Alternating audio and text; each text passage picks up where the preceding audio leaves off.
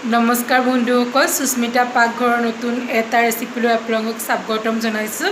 এতিয়া যিহেতু লকডাউনৰ সময়, আপোনালোকৰ যদি পিজ্জা খাবলৈ মন গৈছে, ইয়াতে বাহিৰত খোৱাটো ইমান উচিত নহয় ন, তেনেহ'লে মই আজি আপোনালোকক অতি সহজ পদ্ধতিত ঘৰত থকা সামগ্ৰীৰে কেনেদৰে পিজ্জা বনাব পাৰি তাৰ এটা ৰেচিপি শ্বেয়াৰ কৰিবলৈ লৈছোঁ। একচুৱেলি এই মই পিজ্জাটোত যি মই চিজ ব্যৱহাৰ কৰিছোঁ সেইটো হোমমেড চিজ হয়।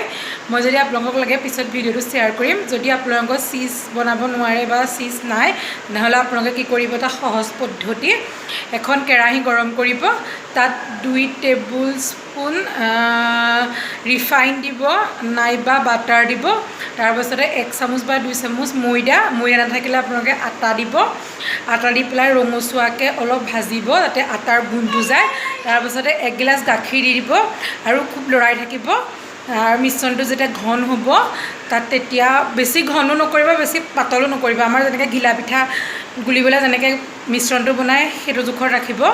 তাতে অলপ পাতল ৰাখিব, সেইটো বেছি ঠাণ্ডা হ'লে উগ্ৰা হৈ যাব। তাৰ লগত আপোনালোকে অকণমান নিমখ আৰু জালুকৰ গুড়ি দি আপোনালোকে পিজ্জাত দি দিব পাৰে। সেইটো আপোনাৰ চিজৰ কাম কৰিব, খালি স্পঞ্জি নহয় মানে, কিন্তু বহুত ধুনীয়া হ'ব খাবলৈ। এতিয়া ব'লক ৰেচিপিটোৰ মাজলৈ যাওঁ। মোৰ এই ভিডিঅ'টো যদি ভাল লাগে শ্বেয়াৰ কৰিব, লাইক কৰিব আৰু কমেণ্ট কৰিবলৈ নাপাহৰিব। হোমমেড পিজ্জা চচ বনাবৰ কাৰণে মই বিলাহী আৰু নহৰু কুটি লৈছোঁ। এখন কেৰাহী গৰম কৰিছোঁ, তাত মই 2 চামুচ মিঠাতেল দিছোঁ আৰু মিঠাতেল যেতিয়া গৰম হ'ব, তাত মই কাটি থোৱা নহৰুখিনি দি দিছোঁ আৰু নহৰুখিনি অলপ ৰঙচুৱা পৰালৈকে মই ভাজিম। মই নহৰুখিনি ভাজি আছোঁ আৰু নহৰুখিনি ৰঙচুৱা পৰিবলৈ লৈছে। আৰু যেতিয়া নহৰুখিনি ৰঙচুৱা পৰিব আৰু ইয়াত মই কাটি থোৱা বিলাহীখিনি মই ইয়াত দি দিম আৰু বিলাহীখিনি দি পেলাই মই ভালদৰে বিলাহীখিনি সিজালৈকে মই লৰাই থাকিম।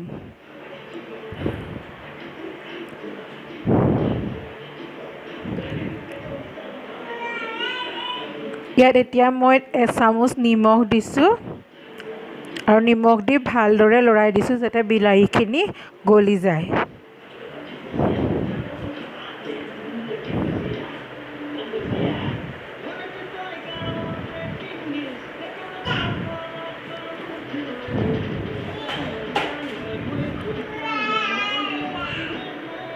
এতিয়া মই মিঠা ভাৱটো আহিবৰ কাৰণে 1 চামুচ চেনি দি দিছোঁ আৰু চেনিখিনি ভালদৰে গড়ালৈকে মই বিলাহীখিনি লৰাই আছোঁ।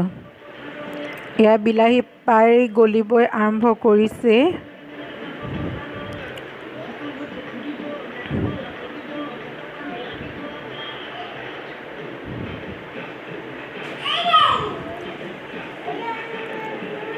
এতিয়া মই ইয়াত বজাৰৰ পৰা অনা টমেটো কেচাপ অলপ দি দিম আৰু এই টমেটো কেচাপটো দিয়াৰ পাছত ভালদৰে মিহলি হৈ যোৱাৰ পাছত আমাৰ হৈ যাব হোমমেড পিজ্জা চচ। মই ভালদৰে মিহলি কৰি দিছোঁ।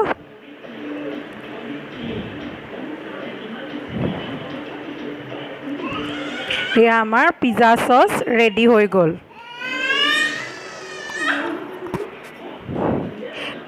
মই এতিয়া লৈছোঁ, মই 1 কাপ বেচন লৈছোঁ আৰু মই 4 চামুচ ময়দা লৈ লৈছোঁ। এতিয়া আপোনালোকে ভাবিছে চাগে ন বেচনহে পিজ্জা, কিন্তু আপোনালোকে সম্পূৰ্ণ ভিডিঅ'টো চাওকচোন, আপোনালোকৰ বহুত ভাল লাগিব। মই ইয়াত 1খন চামুচেৰে 4 চামুচ ময়দা দি লৈছোঁ আৰু লগতে নিমখ দি লৈছোঁ।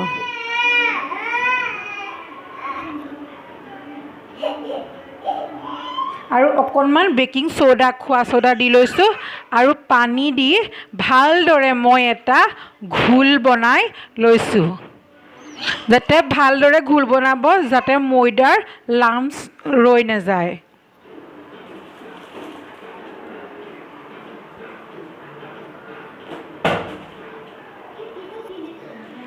মই ভালদৰে এটা ঘোল বনাই লৈছোঁ।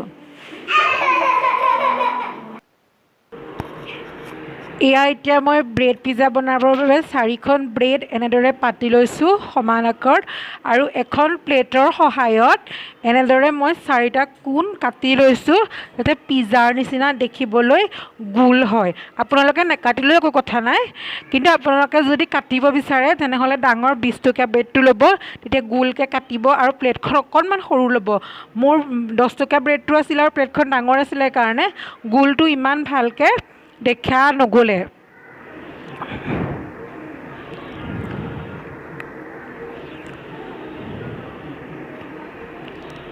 এতিয়া এখন টাৱা গৰম কৰিলোঁ, ননষ্টিক টাৱা, আৰু ইয়াতে মই 1 চামুচমান ৰিফাইন তেল দি ল'লোঁ। ইয়াত দেখিছেনে 1 চামুচ ৰিফাইন তেল যেতিয়া গৰম হ'বলৈ ল'ব তেতিয়া এই টাৱাখনত মই যিটো বাটাৰ বনাই থৈছিলোঁ সেইটো ইয়াত ঢালি দিম আৰু ইয়াত মই চীজ কাটি লৈছোঁ সৰু সৰুকৈ। এয়া মই বাটাৰটো এনেদৰে ননষ্টিক টাৱাখনত দি দিছোঁ আৰু বাটাৰটো গোল হ'লে ভাল, ধুনীয়া হয় দেখিবলৈ। মোৰ কিন্তু গোল নহ'লে, আপোনালোকে গোলকৈ বনাই চাবচোন। এতিয়া যে দেখিছে এই অলপ পনীয়া পনীয়া হৈ আছে ন ওপৰ ভাগটোত, তাতে মই ব্ৰেডকেইখন যেনেদৰে গোলকৈ কাটি থৈছিলোঁ এয়া দেখিছেনে মই ব্ৰেডকেইখন তেনেদৰে ইয়াত দি দিম। ইয়াৰ ব্ৰেডকেইখন এনেদৰে আৰু অলপ মাজত জেগা থৈ দিব, ব্ৰেডকেইখন একেবাৰে লগাই নিদিব, অলপ জেগা থৈ দিব। এয়া এনেদৰে মই দি দিলোঁ।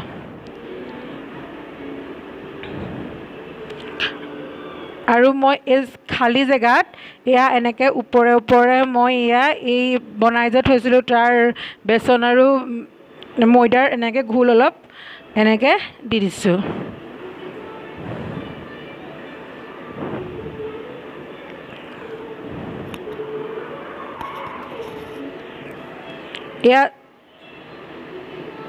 এতিয়া মই সাৱধানে এই ওপৰৰ ফালটো এয়া লুটিয়াই দিম, দেখিছেনে? এয়া মই লুটিয়াই দিলোঁ আৰু ইয়াত এতিয়া মই পিজ্জা চচ দি বনাই থৈছিলোঁ, এতিয়া এই ওপৰ অংশটোত এয়া মই পিজ্জা চচ সানি দিলোঁ।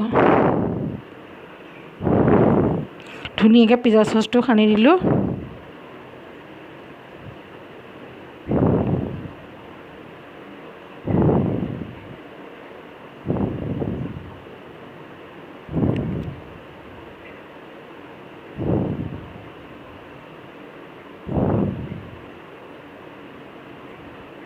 এতিয়া মই ওপৰত চীজ ছটিয়াই দিলোঁ।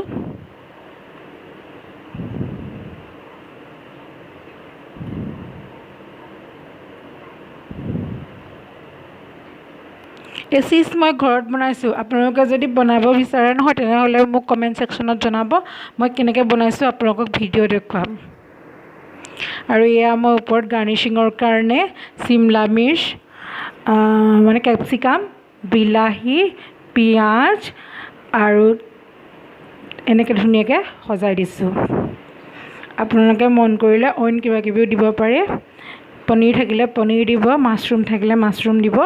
এই ধুনীয়াকৈ ওপৰটো সজাই দিছোঁ।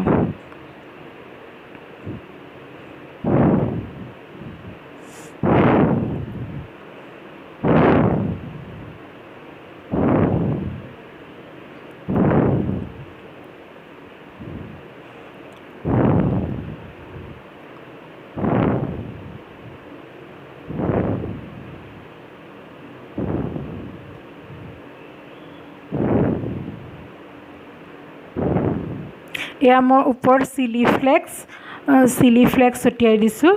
আপোনালোকে প্ৰয়োজন অনুসৰি দিব পাৰে, নহ'লে আঁতৰাই দিব পাৰে, কোনো কথা নাই। এতিয়া মই ঢাকি পেলাই 10 মিনিটমান ৰখিবলৈ দিম। এয়া হৈ গ'ল মোৰ